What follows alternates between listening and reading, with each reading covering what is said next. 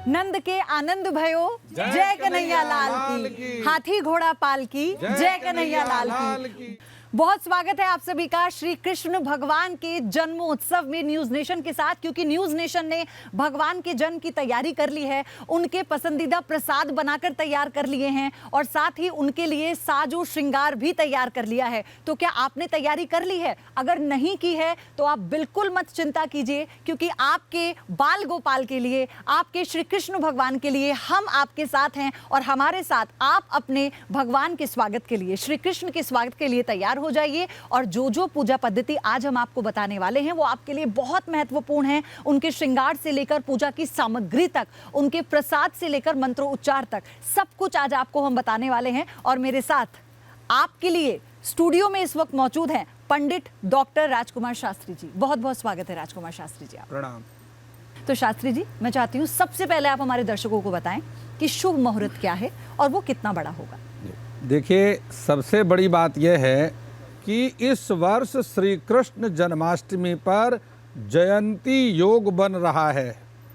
अब आप कहेंगे जयंती योग क्या है? जी। भगवान श्री कृष्ण का जन्म जिस समय द्वापर युग में हुआ और उस समय 6 तत्व विद्यमान थे। भाद्रपद का महीना था, कृष्ण पक्ष, अर्धरात्रि के समय, मध्यरात्रि के समय अष्टमी तिथि विद्यमान थी।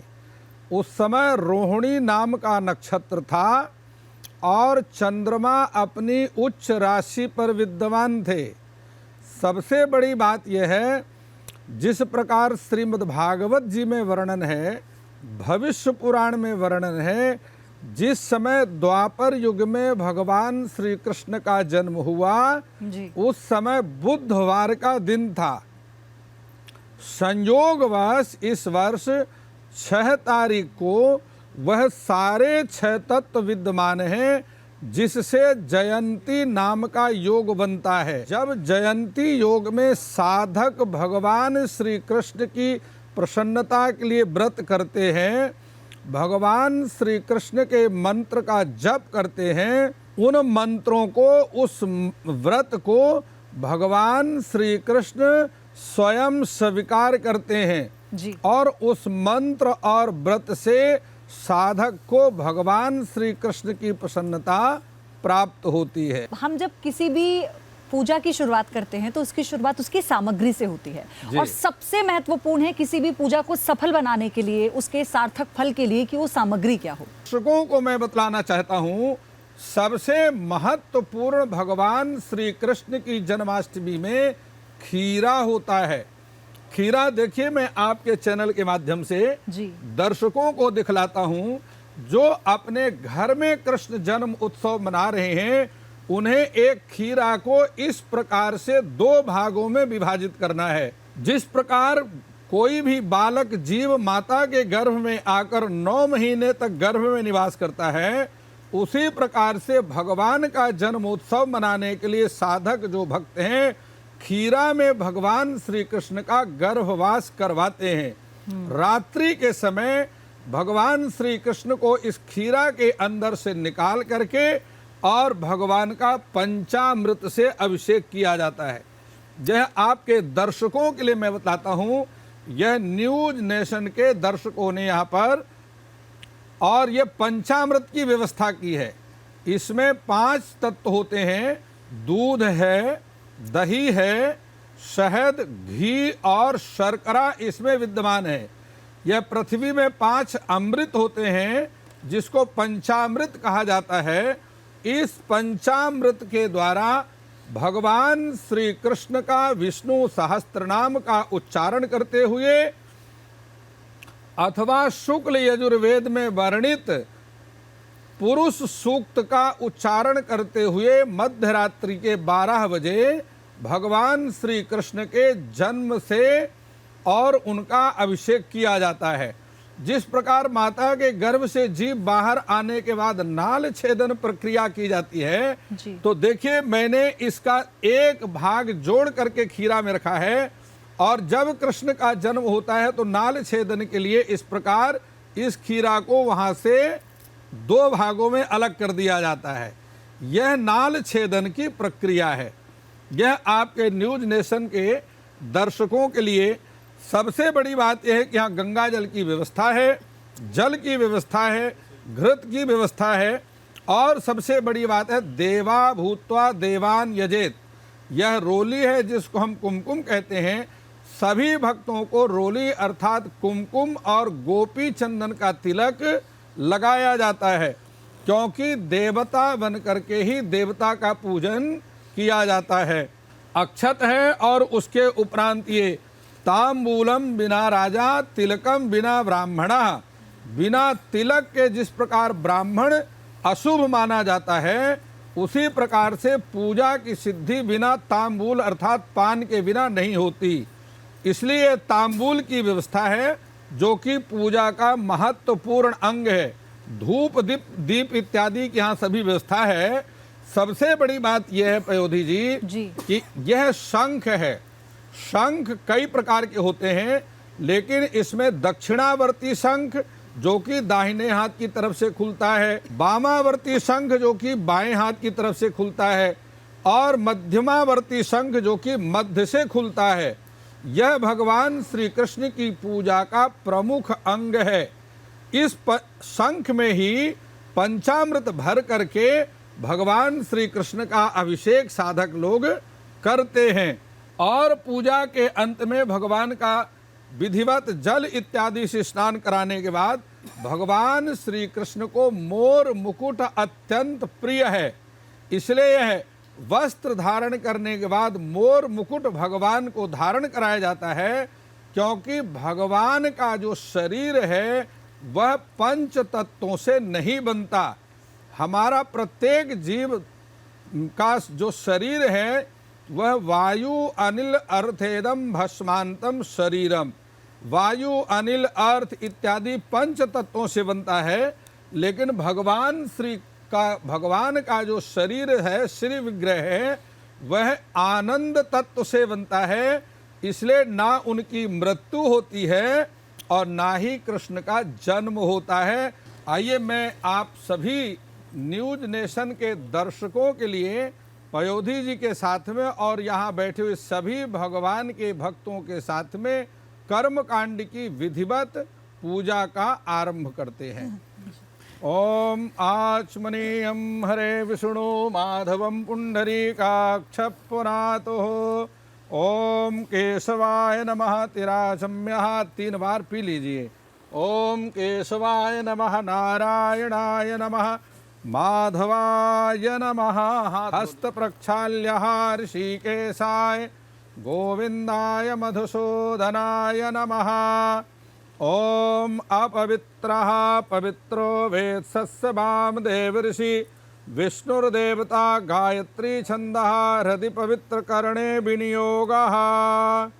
आचमन के बाद संपूर्ण शरीर में जल का छिड़काव करके हम अपने शरीर की शुद्धि करते हैं।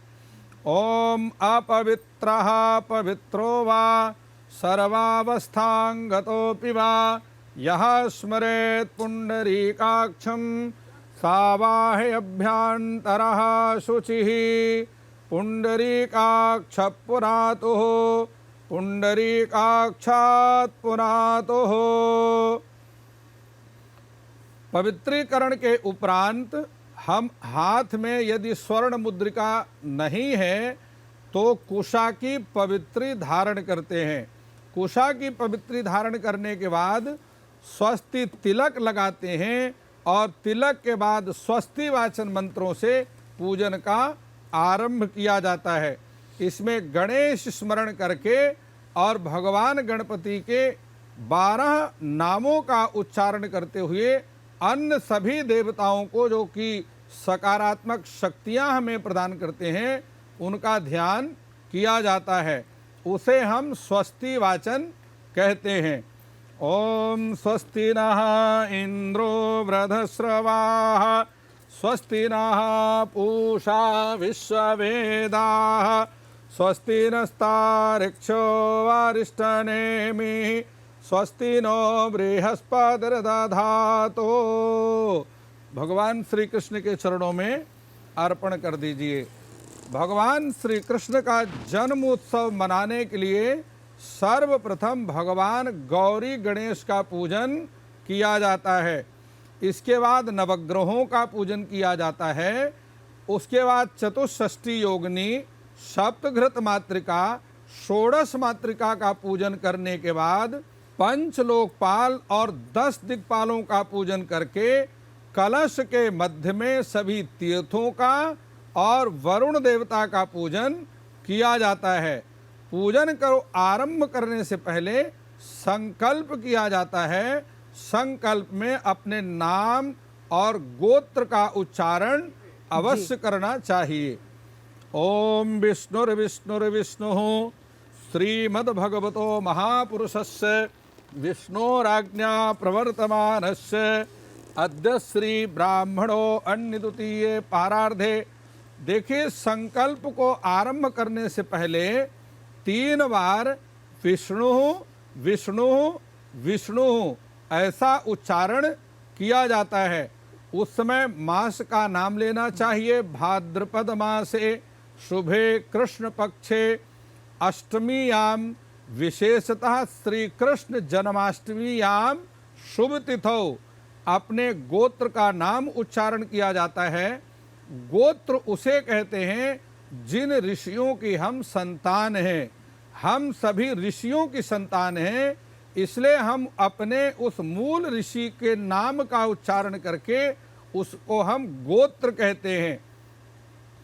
उसके बाद अपने नाम का उच्चारण किया जाता है और श्रुति स्मृति पुराणोक्त फलवाप्ति कामः धर्म अर्थ काम मोक्ष चतुर्विधि पुरुषार्थ सिद्ध्यर्थम भगवान श्री कृष्ण जन्माष्टमी व्रत कर्म, भगवान श्री कृष्ण जन्मोत्सव कर्म अहम करिष्यामि चा। इस प्रकार से यह संकल्प की पूर्ति होती है। पायाः पृथिव्यां पायोः देशो पायोः दिव्यांतरिक्षे पायोधाः पायस्वतीः प्रदेशाः सन्तु मह्यं मा। पयः स्नानं समर्पयामि। पयः स्नानान्ते पुनः शुद्ध जलं समर्पयामि। शुद्धवालः सर्वशुद्धवालो मणिवालस्त्वमाश्रिताः शुद्ध जलं समर्पयामि। भगवते नमो भगवते वासुदेवाय। ओम नमो भगवते गोविंदाय। गंधाक्षत पुष्पाणि समर्पयामि। अब हम तुलसी दल भगवान का तुलसी अर्चन करेंगे। एक एक आप चढ़ाते रहेंगे। ओम तद विष्णु परमं पदं सदा पश्यन्ति सूर्यः दिवीव चक्षुरा तदं तद विप्रासो विपन्नवे जग्रवे गं समन्धन्ते विष्णोर्यत् परमं पदं सुगंधिवल्ली शतपत्र जाति सुवर्ण चंपादिकुलोद्भवानि ग्रहाण देवेश मयार्पिताति प्रभो हरे श्री तुलसी दलानि तुलसी दलं समर्पयामि। भगवते गोविंदाय नमः।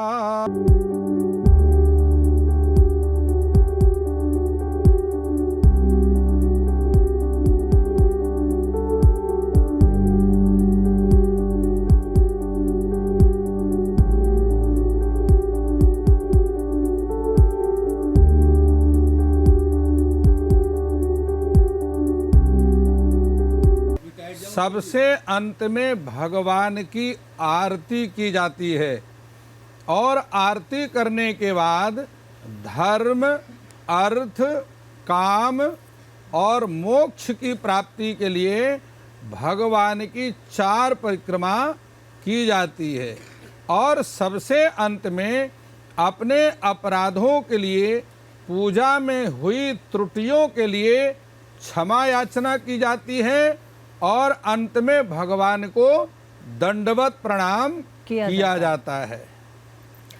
बहुत बहुत धन्यवाद आपका शास्त्री जी हमारे साथ जुड़ने के लिए और हमारे न्यूज़ नेशन के दर्शकों को पूरी पूजा पद्धति इतनी सरलता से विस्तार से बताने के लिए।